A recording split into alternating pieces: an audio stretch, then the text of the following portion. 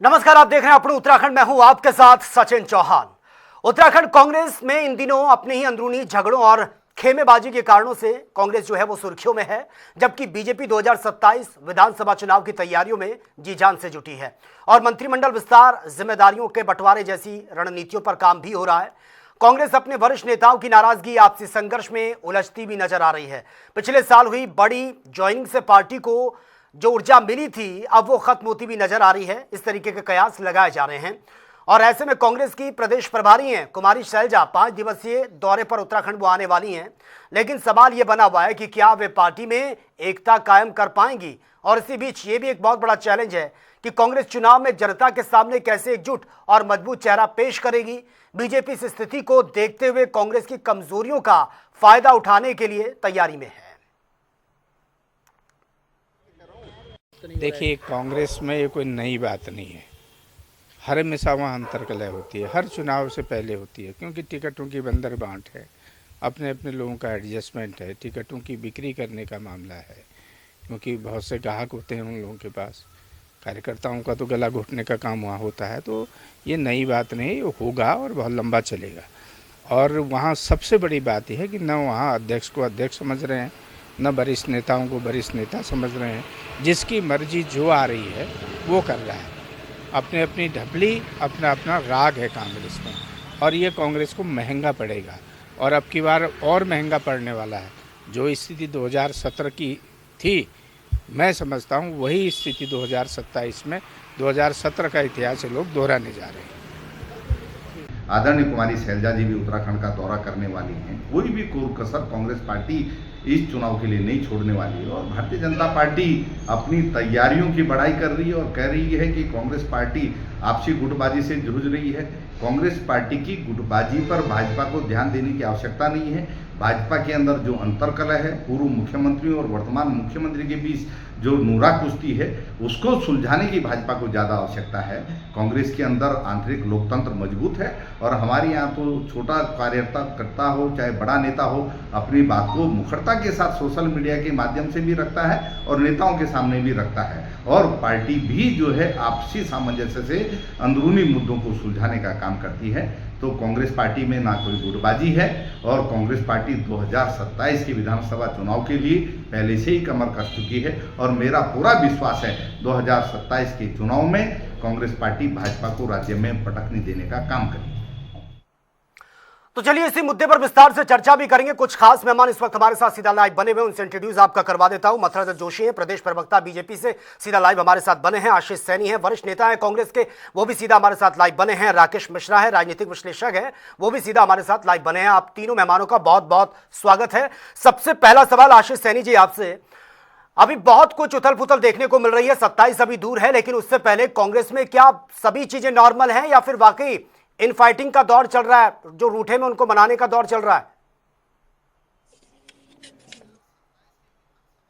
वो स्वीकार करते हुए कहूंगा कि कांग्रेस में बहुत थोड़ा सा, अगर बीजेपी के मुकाबले में देखा जाए तो 5% उथल पुथल का दौर चल रहा है। हाँ। हमारे कुछ नेता कुछ लोगों की ज्वाइन कराने को लेकर आपस में अभी सहमत नहीं हो पा रहे हैं, जिसमें अभी चर्चा चल रही है। और कांग्रेस पार्टी का स्पष्ट दृष्टिकोण है कि हम सब लोग एक सहमति बनाने की कोशिश करें। उस सहमति में सब लोग जिनको भी ज्वाइन कराना है उसमें सार्वजनिक सबकी सहमति होना आवश्यक है। ये हमने प्रमुख रूप से एक राय बनाई है।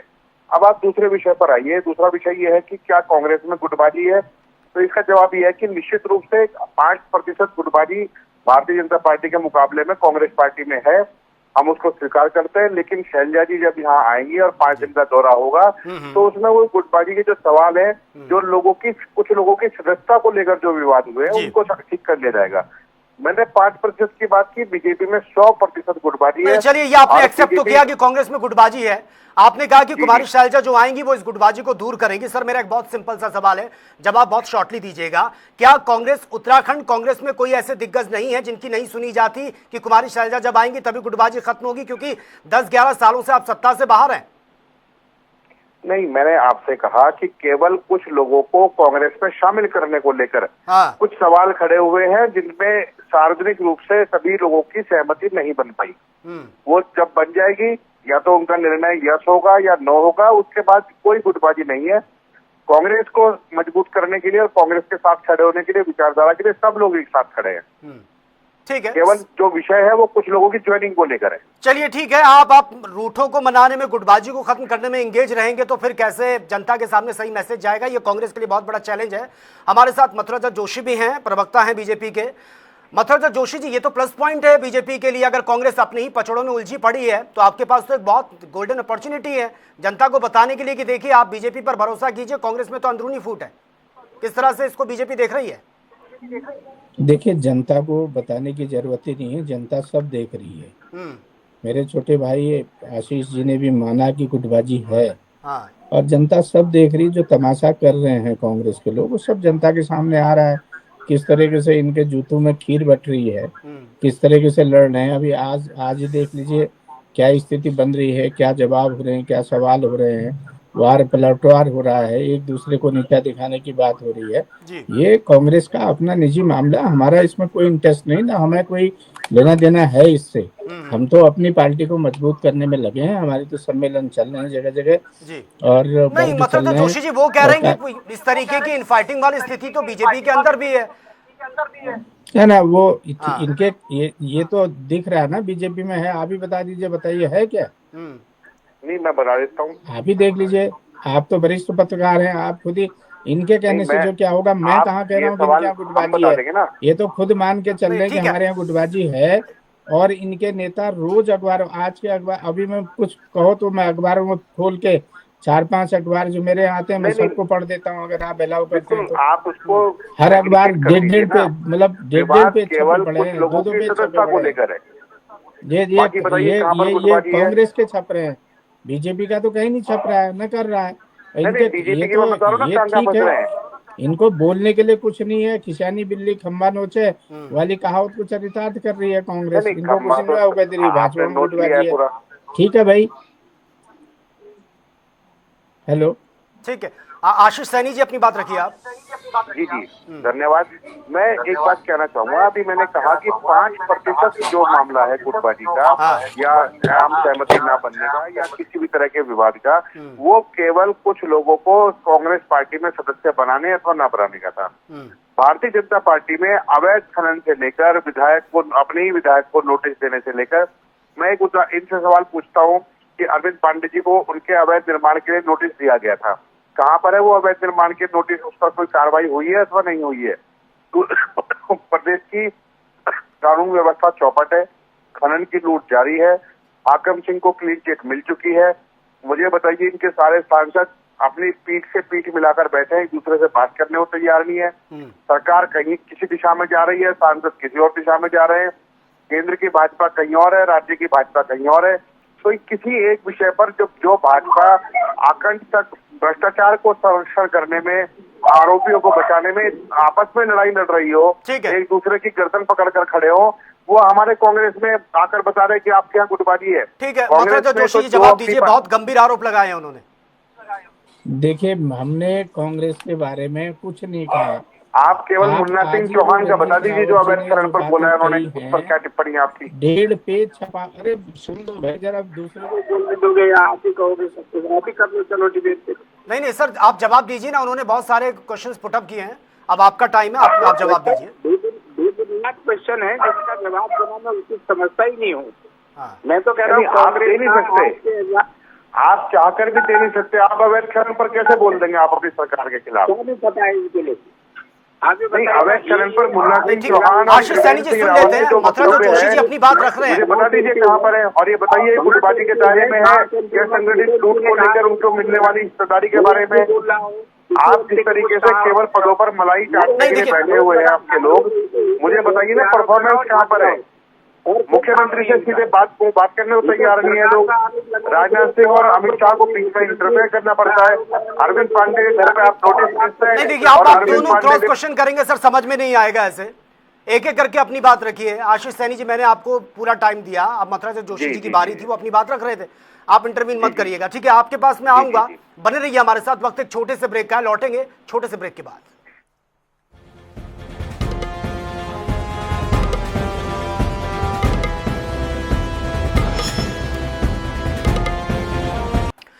ब्रेक के बाद खबरों में आपका एक बार फिर से स्वागत है। तो 2027 बेहद नजदीक है, लेकिन उससे पहले उत्तराखंड में इस वक्त बहुत ज्यादा राजनीतिक उथल पुथल देखने को मिल रही है। कहीं जो बीजेपी है वो अपनी स्ट्रैटेजी में लगी हुई है, लेकिन कांग्रेस के अंदर इन फाइटिंग का दौर कुछ इस कदर हावी हो चुका है कि अब उनको मनाने के लिए जो प्रभारी हैं कुमारी शैलजा, वो अब 5 दिवसीय दौरे पर उत्तराखंड आ रही हैं। और आगे क्या कुछ रहेगा, क्या चीजें मैनेज हो पाती हैं, सब कुछ बैलेंस हो पाता है, एक बहुत बड़ा चैलेंज है कांग्रेस के लिए, क्योंकि वक्त ऐसे में प्रचार प्रसार का है, कमियों को जो सत्ता पक्ष है उसकी कमियों को जनता के सामने रखने का है, अपनी उपलब्धियां गिनाने का है। लेकिन ऐसे में कांग्रेस अपनी ही अंदरूनी कला में इस वक्त जूझ रही है, और इसी पर आज हम चर्चा भी कर रहे हैं। हमारे साथ खास मेहमान बने हुए भी हैं।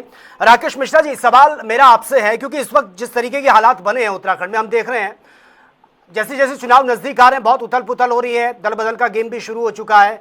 अब कोई किसी और पार्टी में जा रहा है, आने वाले वक्त में बहुत कुछ देखने को भी मिलेगा। लेकिन आपको क्या लगता है, खासतौर से अगर कांग्रेस की बात करें, ये बहुत एक क्रुशियल टाइम है कांग्रेस के लिए, 10-11 सालों से सत्ता से बाहर है, और ऐसे में भी अगर इन फाइटिंग से ही जूझती रहेगी तो बहुत मुश्किल हो जाएगा 2027 का चुनाव। नहीं, ऐसा नहीं है। किसी भी लोकतांत्रिक व्यवस्था में ये प्रेशर पॉलिटिक्स है।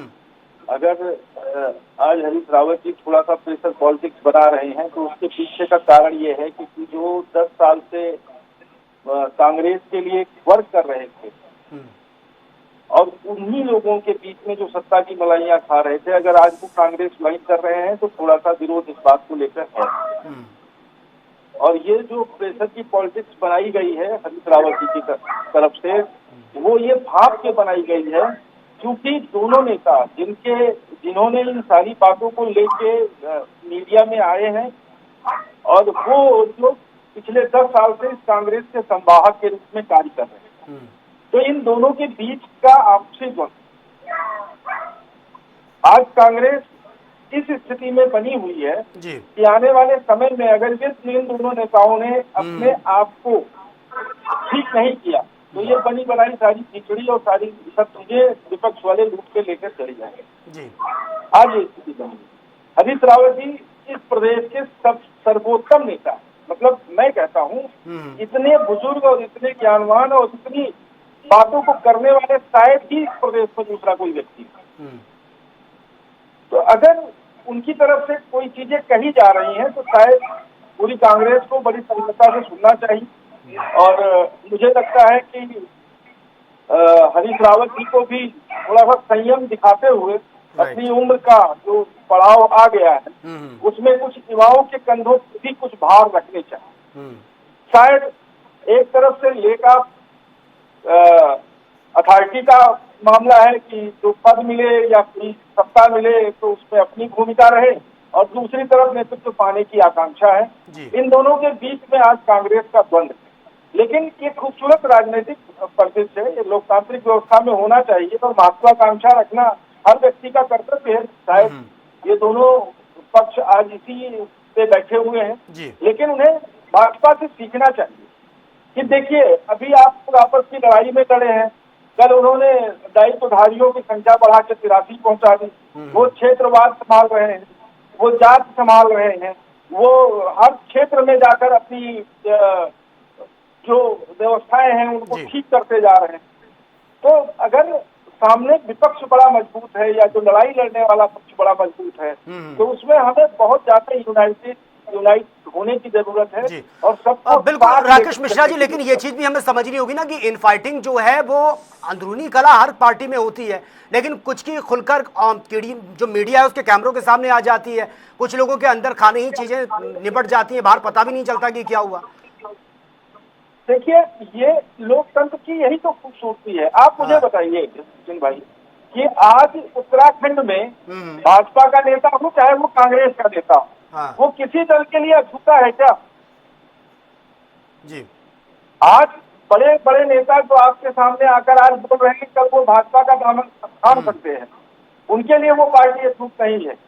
और कोई भी कांग्रेसी आकर भाजपा छूट सकता है और भाजपा ही को कांग्रेसी छूट सकता है। ये उत्तराखंड की राजनीति में बड़ी अच्छी बात, बहुत एग्जाम्पल देखे यहाँ कोई अछूत नहीं है, सब एक दूसरे के पूरक है, सब एक दूसरे के साथ काम करने वाले लोग हैं।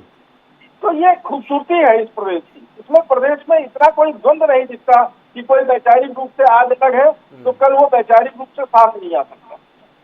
और अभी आप देखिए ना मैं छोटी सी बात कहता हूँ कि अभी देखिए, जैसे हरीश रावत जी की नाराजगी आई तो कैबिनेट मंत्री से लेकर और मुख्यमंत्री तक सब मिलने चले गए। जी है नहीं है? तो ये प्रदेश की खूबसूरती। नहीं, ये तो है ना, अगर लग रहा है कि कोई किसी पार्टी से नाराज है तो हर कोई उसको अपनी तरफ खींचने की कोशिश करता है, और खासतौर से अगर बड़ा चेहरा हो, ये तो प्लस पॉइंट होगा किसी भी पार्टी के लिए। ठीक है, आपके पास मैं आऊंगा। मथुराधर जोशी जी, सीधा सिंपल सवाल, चलिए आप कांग्रेस को साइड में रखिए, अदर पार्टीज को भी आप साइड में रखिए, लेकिन इस वक्त उत्तराखंड में अगर खासतौर से राजधानी की हम बात करें, आए दिन जिस तरह की घटनाएं हो रही हैं, ये एक बहुत बड़ा चैलेंज है सरकार के लिए, क्योंकि लोगों में अब डर पनपने लगा है। लोग कहते हैं अगर देहरादून में हम गलियों में सड़कों में घूम रहे हैं तो कहीं से भी गोली चल सकती है। आए दिन इस तरीके की खबरें सामने आ रही हैं, न्यूज़पेपर पटा पड़ा रहता है ऐसी खबरों से, कहीं कहीं गोली चल गई, कहीं कोई। ये हो क्या रहा है उत्तराखंड में और खासतौर से राजधानी में?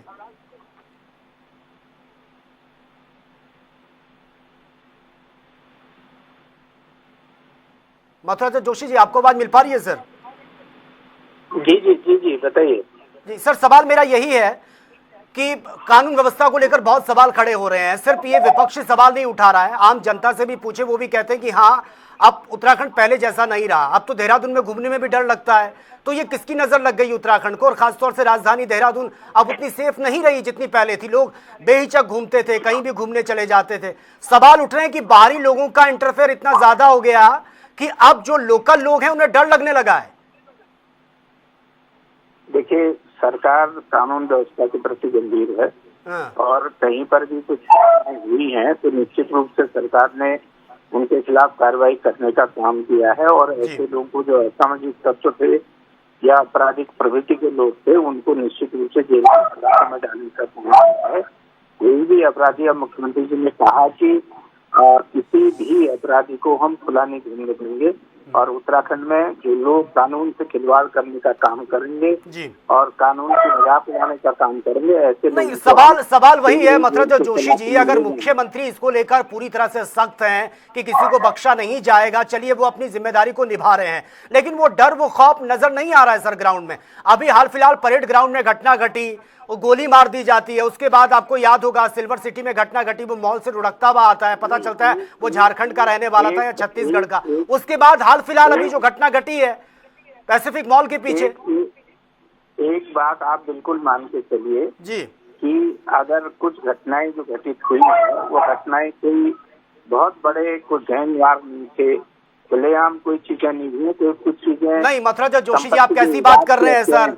किसी की जान चली जाती है, किसी की हत्या हो जाती है। अब वो कितना बड़ा गैंगस्टर था या नहीं था, लेकिन हत्या तो हुई है, गोलीकांड तो हुआ है। अब इसको थोड़ी ना आंका जा सकता है कि हत्यारा बड़ा था या छोटा था। तत्काल आप देख रहे हैं उन अधिकारियों को, उन अपराधियों को पकड़कर पुलिस ने जेल की सलाखों में डालने का काम भी किया।